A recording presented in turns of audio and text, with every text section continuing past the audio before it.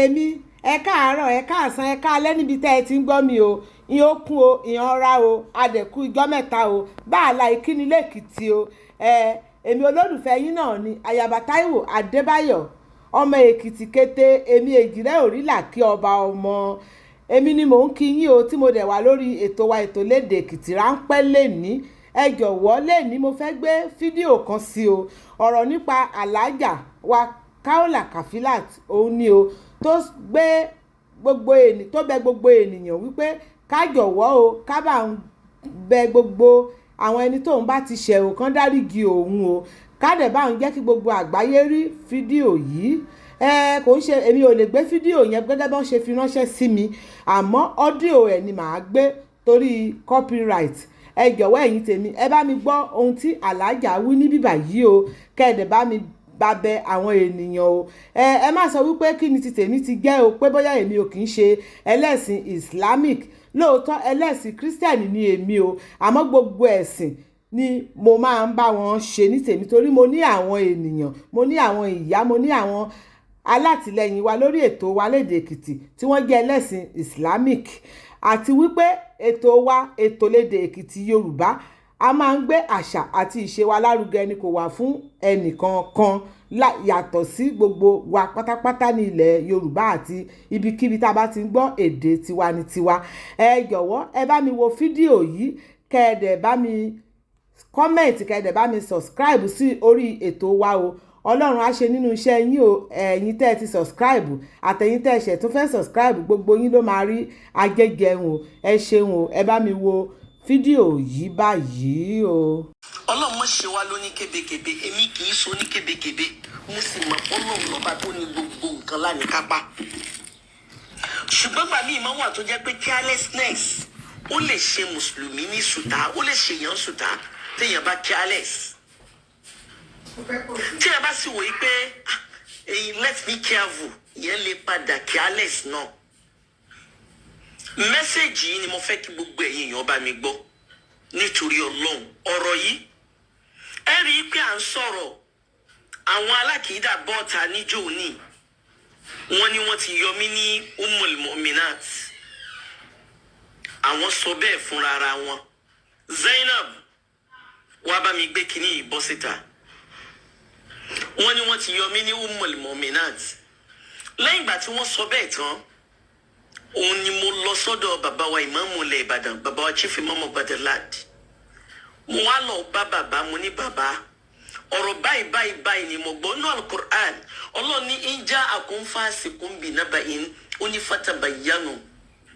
an tusibu qawman bijahala ala ma fa'altum nadimin Ọlọ́run sọ wípé bẹ́ẹ̀ bá gbọ́rọ̀ kan bọ́rọ̀ náà ti wulẹ̀ kó attract yín tó ẹ ṣe ìwádìí lórí ẹ̀ nítorí kẹ́ ẹ má bàa jìn sínú ọ̀fìn àwọn aláburú aláìmọ̀kan kẹ́yìn náà má bàa jìn sínú ọ̀fìn bú kẹ́ ẹ má bàa kábàámọ̀ bú nínú ayé yín kábàámọ̀ tí ọ̀dà ó má bàa gbẹ̀yìn ayé yín nítorí ẹ̀ òun ló jẹ́ kí n lọ láti lọ bí bàbá ìbámu dọ́dọ̀ bàbá wa imam bàbá wa sọ pé kàfílà a máa ní àwọn qualities tí máa bẹ láàrin yẹn kí wọ́n tó fún yẹn lóye ó yé wa tán number 1 ọmọ àwọn àgbàlagbà ni ẹ ẹlẹ́ẹ̀kejì a mọ̀ pé owó ti Ummul Mu'minat kò sí olúwẹ̀ tó lè wá bá àwọn tí yóò sọ fún àwọn wípé o kì í ṣe Ummul Mu'minat èmi tí mo jẹ́ ìmáàmù àgbà lọ́yọ̀ state àti gbogbo ìmáàmù tí ń bẹ lọ́yọ̀ state àti gbogbo àwọn rọ́bítọ̀ òun la fi ọ́ ṣe Ummul Mu'minat eléyìí òun lọ̀rọ̀ tí bàbá ìmáàmù sọ ṣùgbọ́n yà mí lẹ́nu ìgbà tó di àná mo lọ ṣe presentation àwọn èèyàn mo mọ̀ páwọn èèyàn díẹ̀ rí ìgbà tó díẹ̀ ní ọkù díẹ̀ tá a máa kí Maghrib òun náà ni ẹnìkan pè mí òun lẹ́rú Ọlọ́run kan pè mí mo wá fẹ́ kẹ́yìn èèyàn kẹ́ ẹ dákun kẹ́ ẹ bá mi tẹ́tí sí nítorí Ọlọ́run ẹ jọ̀ọ́ mo fẹ́ kẹ́ ẹ bá mi tẹ́tí sí ní tí ẹlòmíì yẹn sọ. wàhálà kàfílà ni ṣé kàfílà ló sọ̀rọ̀ ẹ. bẹ́ẹ̀ni kàfílà. kí ló wá ti tuntun lọ sí lánàá yẹn kí ló dé tó lọ́rọ̀ bọ̀ wọ́n ọ̀bẹ̀rẹ̀ ìgànnà kí ló dé tó lọ́rọ̀ bọ̀ bá tó sọ lára gbogbo ẹ̀ látọ̀ ká ti gbogbo ẹ̀ rẹ̀ kọ́ kí ló dé tó mọ̀ pé ẹni tó náà pẹ̀ náà láti ti kìlọ̀ fún ẹ títí láti wọ́n ọlọ́ba ní ṣe dáadáa fún àbí ẹ lóhùn fara balẹ̀ dáadáa ọlọ́ba ní ṣe dáadáa fún àbá bá ní sanwó gbọ́ àbá lẹ́sàárì ọba ṣe lẹ́sàárì bàbá àgbàlẹ́gbẹ́ ní wọ́n kìlọ̀ fún ẹ wọ́n ló tó lóhùn kọ́mọ́ wọn kìlọ̀ fún ẹ owó ọ̀sásùn ẹ̀sán òkè wọ́n kìlọ̀ fún ẹ owó ọ̀sásùn ọmọbìnrin yá gbogbo wọn ní kìlọ̀ fún ẹ tó lè tó lọ́rọ̀ gbọ́. Bàjẹ́ wọn ni kò mọ̀ pèrè bẹ́ẹ̀ ma sọ yẹn ní wọn ò lọ́mọ mi láti ma ó ti sọ fún ẹ títí bí gbogbo àwọn sáṣù wa jí kíni gbogbo ìsàkánná wọn ní kìlọ̀ fún ẹ lẹ́yìn tí sáṣù kìlọ̀ fún ẹ lẹ́yìn tí sáṣù kìlọ̀ fún ẹ yìí akíní ọkọ ti yẹn ẹ̀dájú pé ló ní ẹ̀dájú láti lè bẹ̀rẹ̀ lórúkọ yẹn. ẹ o gbà á ní wọn dájú ẹ bó sọ pé wọn náà kí o bó sọ pé kí o wọn ní kọ́ra ní alukọ́ra ti sọ pé kí obìnrin o obìnrin náà lẹ́yìn náà ní jàdá bí bìbí náà kó obìnrin kó borí rẹ̀ kó ojú rẹ̀ kó wà lóde ní wọn ní kọ́kọ́ ní tẹ́tí torí pé owó òkè kọ́ra rẹ̀ bó lọ òkè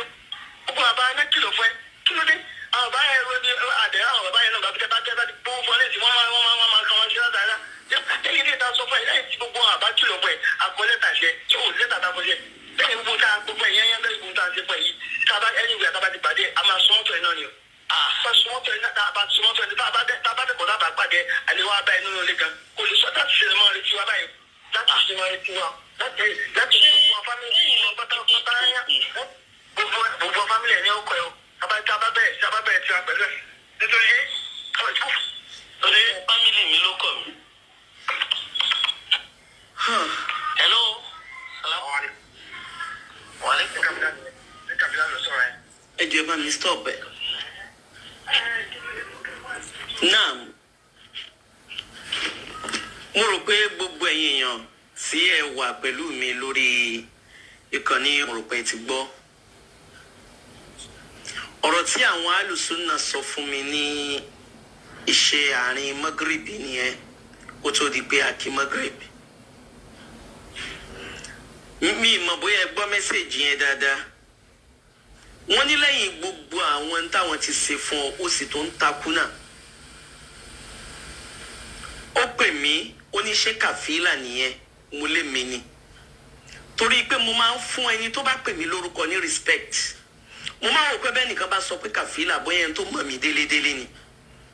Ìgbà tó ń sọ̀rọ̀ lọ ni mo rí pé kì í ṣẹni tí mo lè fún lápọ̀nlé rárá. Ó wá ní gbọ́ dáadáa ó ní gbogbo àwọn bàbá àwọn lágbéni àwọn ẹ̀sà òkè àwọn ajígini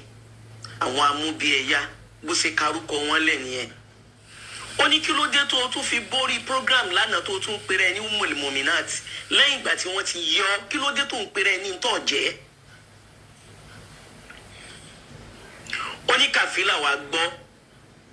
ó ní sọ mọ̀ páwọn ẹbí rẹ̀ gan ò ṣe tiẹ̀. Ó ní ẹni wúwe àtàn bá ti pàdé mọ́tò rẹ̀ wọ́n láwọn sùn ní náà ni. Ó ní starting from today máa retí àwọn nílé ẹ̀. Ẹ̀yin èèyàn mo fẹ́ kẹ́ gbọ́rọ̀ yẹn mo fẹ́ kẹ́ bá mi digest ẹ̀. Kìí ṣe pẹ́rù ń bà mí rárá. Àmọ́ ìgbà mi àmọ́ ẹbẹ tí àwọn èèyàn máa sọ pé kí ló dé tó gbọ́rù nǹkan báwọn tí ò jẹ́ agbọ́ tí ò jẹ́ àmọ́. Nítorí pé kò sẹ́ni tó jẹ́ olóríire bẹ́ẹ̀ bá rẹ̀ nìkan tí ń bàbàrà olóríire torí pò náà jẹ́ olóríire ni. Bẹ́ẹ̀ bá wo ohun tí mo kọ lákọlé mo ní ẹ wá gbọ́ ohun táwọn alùsùnà tó sọ. Mi mọ nǹkan tí mo ṣe fáwọn èèyàn yìí o. Jẹ́jẹ́ mi ni mo wáyé mi tó lu ọba àlekè ọlá ní kí bàbá mi ó bí mi. Bàbá tó bí mi náà ló kọ́ mi ní kéwú. Bàbá mi ló sọ fún mi pé dáwà ni máa ṣe o. Tẹ́ ẹ bá gbàgbé pé àwọn alùsùnà yìí náà ni wọ́n ṣe gbogbo akitiyan tí Saheed Shittu tó fi pariwo títí tó bà mí lórúkọ jẹ́ títí tó fi gbé ìhòòhò mi jáde. Àwọn alùsùnà yìí náà ni. Àwọn alùsùnà yìí bákan náà àwọn náà ni wọ́n ń bọ́ sórí afẹ́fẹ́ lóríṣiríṣiríṣi tí wọ́n ń bú mi. Àwọn tá à ń wí náà àwọn náà ni wọ́n lọ àtàwọn nàkọ́míò ni wọ́n jọ lẹ̀dí àpòpọ̀ láti há àwọn ìròyìn burúkú ní Eid lọ́jọ́ ọdún ní gbogbo Eid tí ń bẹ lọ́yọ̀ state. Nítorí nítorí pé wọ́n ní pé gbogbo akitiyan táwọn ń ṣe kò rẹ̀ mí wọ́n tún ti wá ń tẹ́tì mi lórí fóònù. Phone number yẹn rèé bá mú phone number yẹn. Phone number tí wọ́n fi pè mí rèé ẹ̀yin èèyàn nítorí Ọlọ́run àtànẹ́bí Muhammad mo fẹ́ kẹ́ ẹ ràn mí lọ́wọ́. Ẹ bá mi pè é, ẹ bá ń pè wọ́n, ẹ ní phone number yẹn lọ́wọ́. Mo ń sọ̀rọ̀ yìí nítorí number one nítorí àwọn àfáà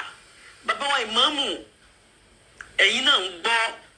gbogbo ẹ̀yin àfáà rẹ gbogbo yín lẹ̀ ń gbọ́. A máa ní àwọn tí àwọn àgbàlagbà máa rí láyé èèyàn kí wọ́n tó fún èèyàn lóye. Ẹ̀yin ẹgbọ́n tárákùnrin wí ó ní gbogbo ohun táwọn fojú ẹ̀ rí àfìgbà tí ó rẹ̀ ọ́ náà. Anywhere àtọ́ ọba ti pàdé mọ́tò rẹ̀ àwọn sùn náà ni. Ó wá ní starting from today máa retí àwọn nílé rẹ̀.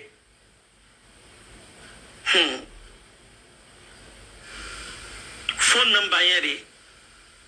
070 884 590 28 070 884 590 28 ó ní ẹ̀rọ ìbánisọ̀rọ̀ tí wọ́n fi pè mí. Ìgbà tí mo rí pé ní ẹ ń sọ threatening word ó ti ń pè mí láti ìrọ̀lẹ́ tí mo rí pún threatening mi ìmọ̀ bá ṣe ń rìkọ́ọ̀dù nǹkankan mi kì í rìkọ́ọ̀dù nǹkankan torí mi kì í sọ̀yàn. Ìgbà tí mo rí ni mo pe ọmọ pé dákun gbà mí o àwọn aago tí ń wọlé ìjọ ń boná ti ń tẹ recording kẹ́ ẹ lè bá a mọ̀ pé mi ìmọ̀ nǹkankan ṣe lórí fóònù lẹ́yìn kí n fi receive kí n fi call kò sí nǹkan kan tí mo máa ṣe ń bẹ̀ mi kì í ṣàwájúrà àti ṣe nǹkan míì lórí fóònù. Ìtí mo kàn nìyẹn ẹ̀yin èèyàn o àti mùsùlùmí àtẹ̀ntì kì í ṣe mùsùlùmí ẹ bá mi jẹ́ kí kíní yóò go viral. Ìtí mo kàn lọ́wọ́ àwọn alùsùn náà nìyẹn o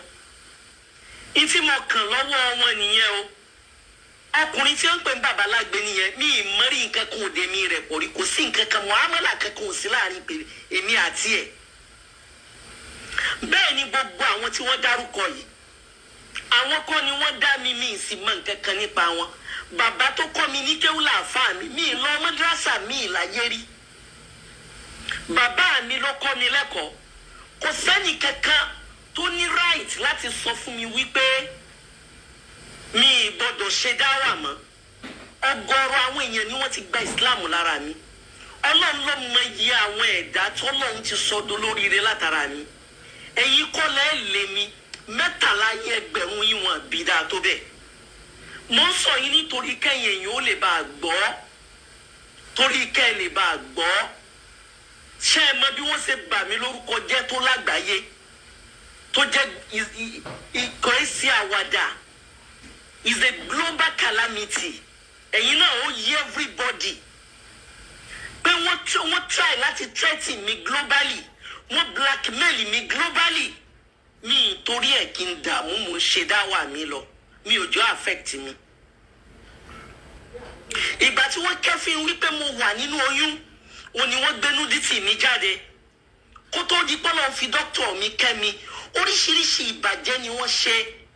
Pépà tí wọ́n há ní ọjọ́ Eid kò sí ìbàjẹ́ tí wọ́n ṣe sínú ẹ̀ tán